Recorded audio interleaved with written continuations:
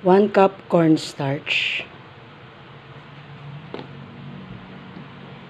1 can evap milk. Mix and then set aside. 2 cups of water, ube flavored condensed milk, cream corn,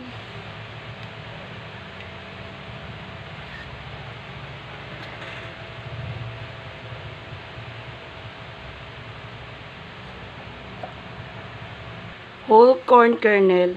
Hindi pa po bukas ang ating apoy dito. Isasama po din natin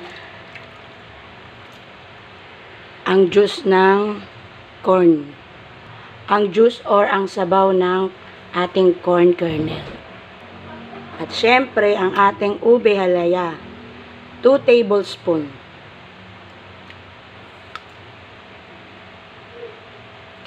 Para mas lalo siyang creamy.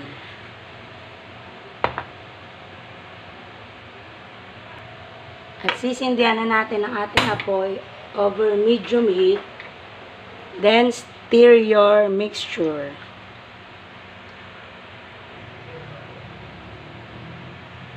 Then, add natin yung ating coconut cream. Keep stirring and bring to a boil. At pag kumulo na siya, ilagay na natin ang ating slurry. Ginawa natin cornstarch at evap milk.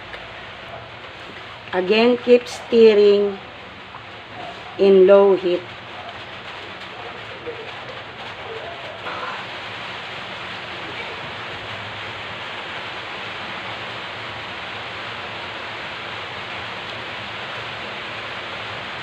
At kapag naluto na ang ating maha, pwede na natin transfer sa ating mga lagayan.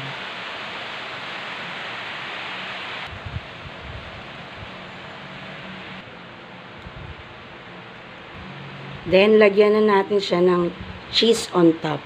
Grated cheese.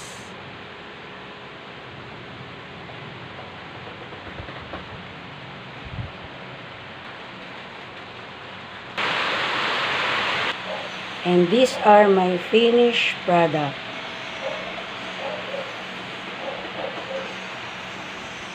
This is best served when chilled. So, after this, ilalagay na natin muna siya sa ref.